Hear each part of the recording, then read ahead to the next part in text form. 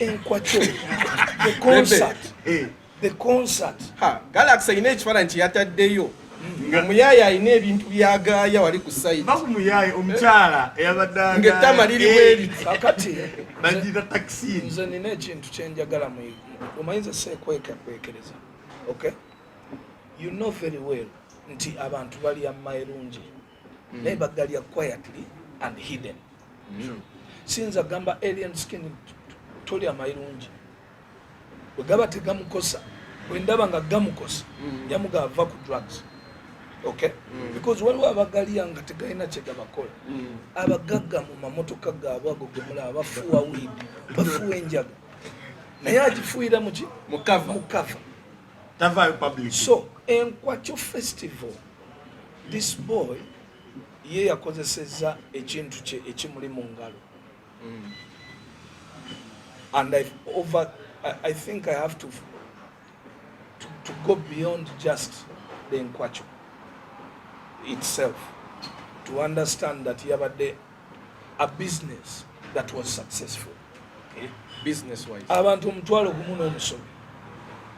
Everyone who got employed, borders akoze. Abasika chapati babadde wali. Abantu balese sente. So tukireke kwa bugamba gumu kitundu. Bro, kati ngenda kukolera analysis agenda kujja bifaananyi ebyo nabigaana era ekyovolaba ne wano ku list lwa section twagijjemu nabadde ngenda kukuba abayimbi. Kakati awo nekituleeta to Vinka. Now Vinka would have been the opposite of Alien. Really? Yes, this year. Can you believe Vinka is sounding in more hit songs than any other female artist?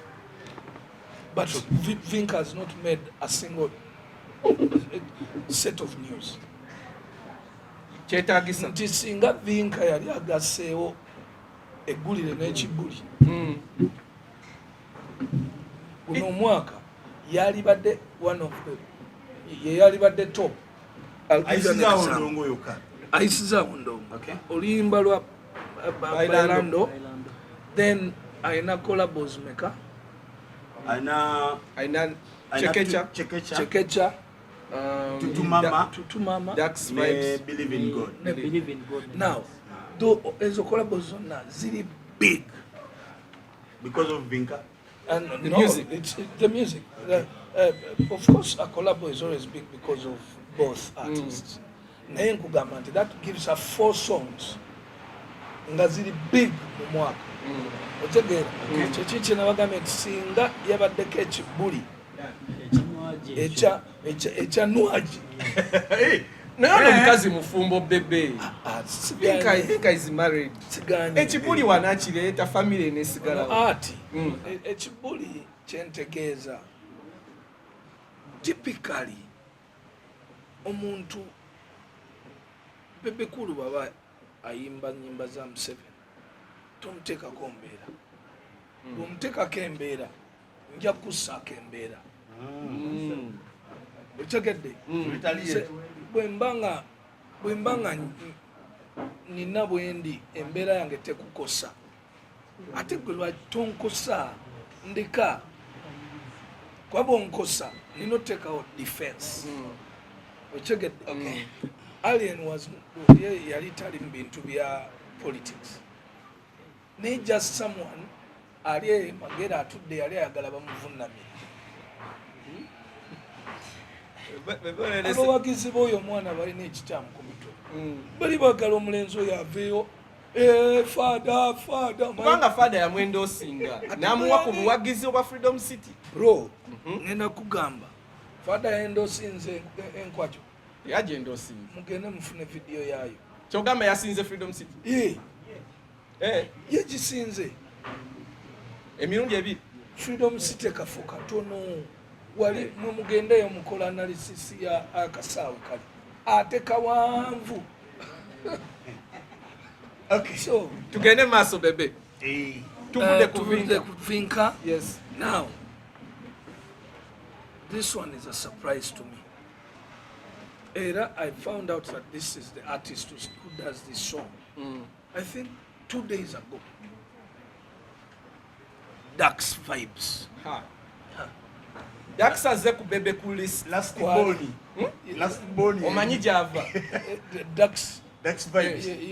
Last born waba Bobi. Era nkimanyi.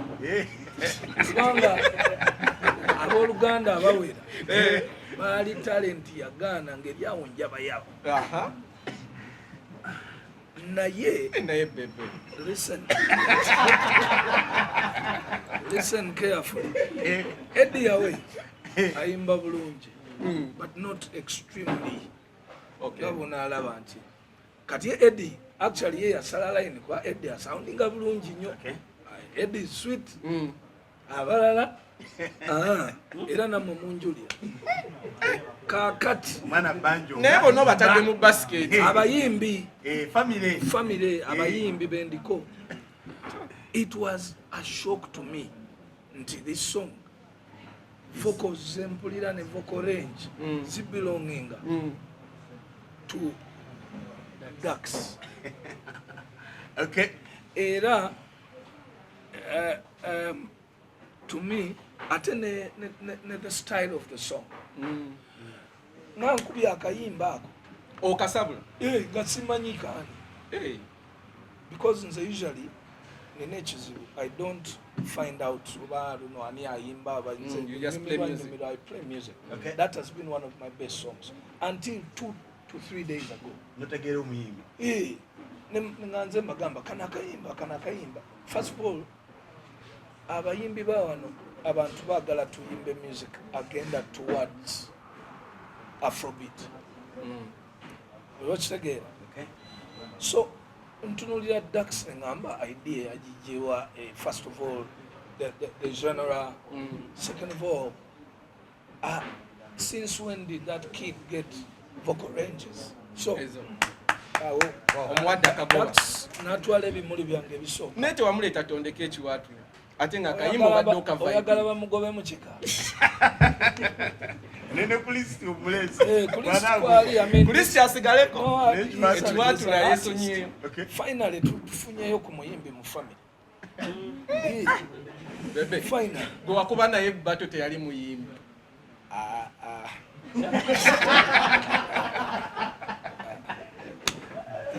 yali business. Yali businessman era nga bw'omulaba ye bwali naye bwe tuba twogera amaloboozi kati nga tuvuddeyo ne wa Alien.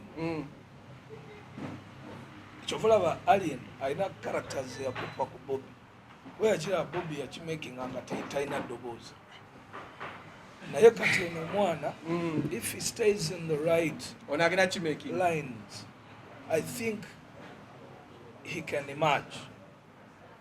But kambasabire baleme kubeera nnyo mu collaborations because ekibalemesa abayimbi bano bonna collabos.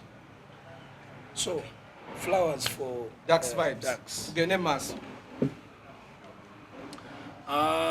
Eddie Kenzo abatamutegeera Dax wamwadde olimba lumu. Believe. Eddie Kenzo abatamutegeera kyatawana nabo. Because I mean olimba lwa Eddie oluwulira n'omanya nti oyo Eddie. So Eddie era apushinze olimba lumu balipira boda and he's doing well. That's okay. Era appearance ku list sina kyemwogerako. Bingi. Oyinza otya okuyita ku Eddie bw'otyo mangu. Eddie, tosobola skippinga Eddie without looking at the contribution with the Uganda Musicians Federation. No, because I don't want to join both to give people reasons why Eddie did not do 4 songs. Take your excuse nti abadde busy. No. I just want to say nti Eddie abadde kwali ku Bebe Cool list. Okay. This song. Okay. Otherwise, jakuba nina okuwa excuses abantu abalala bonna lwaki tebakoze babadde busy gundi yazadde gundi like that. Yes. Okay, let's forward. Proceed. Tuli ku number numbers tezimattering. Okay, fine. But now simanyi oba Rema Namakula yali agenze ku list. Has she been there? Wamugoba dda. Tabeerangako ku list yo. She comes on the list this time. Tonight. So literally Bebe buno mwaka Rema gwasinze okuyimbira ever since Sinti asinze okunyimbira ali ku list lwasinze okufulumya oluyimba olulungi ever since no mwaka guno alina oluyimba olulungi so little abadde talina luyimba ate emyaka last year alina lulwo gwe mentioning Bebe wandisaaki yaliko ku list teyaliko lwaki temwakibuuza lwaki taliiko last year kuba namwe mwali kwagikola n'ogituleetera ali nange ezinoonya rasta temwadvisinga enyimba yazirina naye nga tezasala line naye eno n'oluyimba tonight yes it's a very beautiful song ono ye Rema gwe wa visualizing at the very beginning because Tiwa Savage. should have been the Tiwa Savage but she's comfortable the way she is and I'm okay with it okay maybe nze nalina vision ndala yalina ndala and she's comfortable which is very fun so another artist ali ku list ye Joshua Baraka.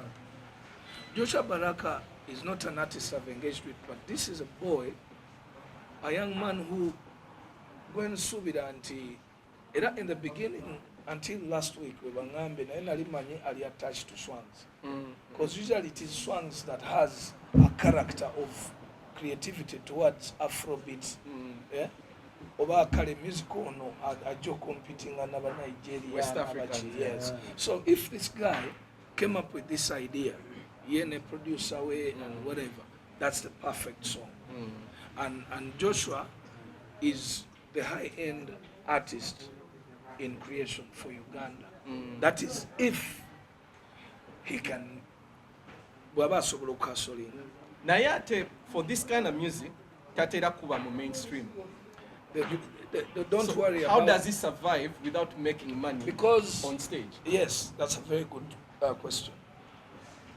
aina okwewaayo olaba times nayimbira girl I don't wanna feel lonely please don't leave me lonely ezo ennyimba zalinga nnungi nnyo at that time naye nga tezisobola kunsavinga muntu audience kumpa sente